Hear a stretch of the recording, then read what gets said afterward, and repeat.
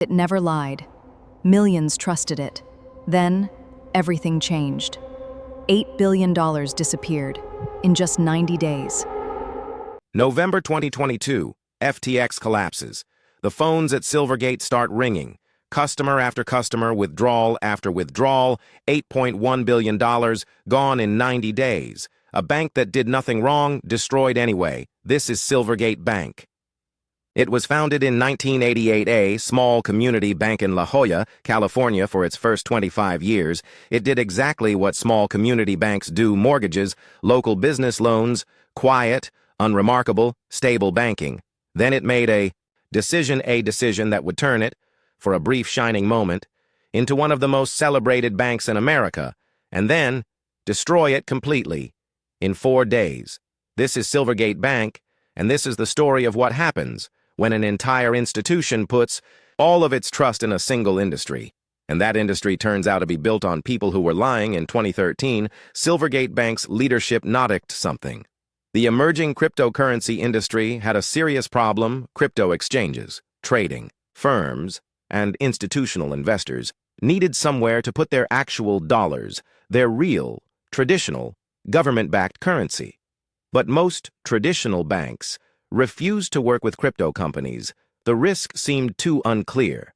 The regulatory environment seemed too uncertain. Compliance departments said no. Silvergate Bank, under CEO Alan Lane, said yes. It built a product called the Silvergate Exchange Network, known as Sensen, allowed crypto companies to move dollars between each other instantly, 24 hours a day, 7 days a week, something traditional banking simply could not offer. It was, for the cryptocurrency industry, exactly the infrastructure it desperately needed, and Silvergate became, almost by accident, the single most important bank in the entire crypto industry by 2021. Silvergate's crypto-related deposits had grown to over $14 billion. The bank's stock price had risen by over 1,000%. Wall Street analysts called I-tone of the smartest strategic bets in modern banking. Silvergate was not just banking crypto companies, it became deeply, financially intertwined with them.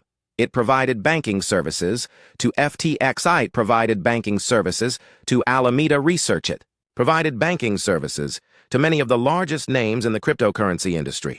When those names were celebrated, Silvergate was celebrated alongside them. When November 2022 arrived and FTX collapsed, Silvergate's fate was sealed. Customers across the crypto industry, terrified by the FTX collapse, began withdrawing their deposits from every crypto-adjacent institution they could find, including Silvergate. In the fourth quarter of 2022 alone, customers withdrew approximately $8.1 billion from Silvergate.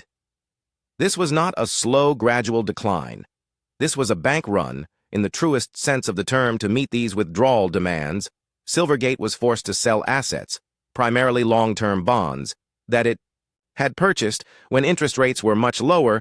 Because interest rates had risen dramatically throughout 2022, those bonds were now worth significantly less than what Silvergate had paid for them, selling them at a loss to generate the cash needed to meet withdrawals. Created a devastating financial spiral.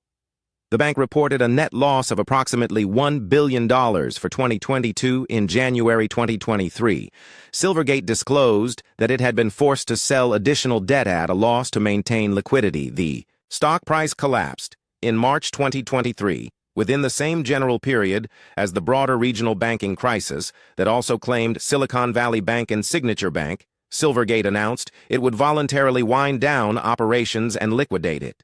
Was not formally declared insolvent by regulators in the way some other banks during that period were. Silvergate chose to wind down itself, attempting an orderly liquidation rather than a regulatory seizure. The bank stated that it intended to repay all deposits in full in the months that followed. Investigations and lawsuits, multiplied questions arose about whether Silvergate had adequately monitored the activities of FTX and Alameda Research, including allegations that Silvergate accounts had been used in the movement of customer funds that FTX had misappropriated. In 2024, Silvergate's former CEO and other executives faced regulatory scrutiny and shareholder lawsuits. The Federal Reserve and California regulators fined Silvergate Bank $63 million related to violations of the Bank Secrecy Act and anti-money laundering requirements. The fine was assessed even as the bank was already winding down. So what is the real lesson of Silvergate Bank?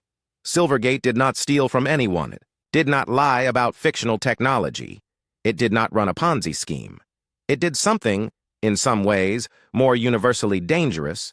It made a strategic decision that appeared brilliant for years to concentrate its business overwhelmingly in a single, volatile, interconnected industry. When that industry was thriving, Silvergate thrived alongside it. When that industry's largest player, FTX, turned out to be a massive fraud, the contagion did not stay contained to crypto. Investors it spread directly into the traditional banking system through Silvergate, a bank with deposits. Uncelebrated as a strategic masterstroke, concentration risk is rarely visible. During the good years, it only becomes visible in the moment everything fails simultaneously. Silvergate is proof that you do not need to commit fraud to be destroyed by fraud. You simply need to build your entire foundation on top of people who did. That is, the capital case. Subscribe to the capital case, because the next case is already waiting.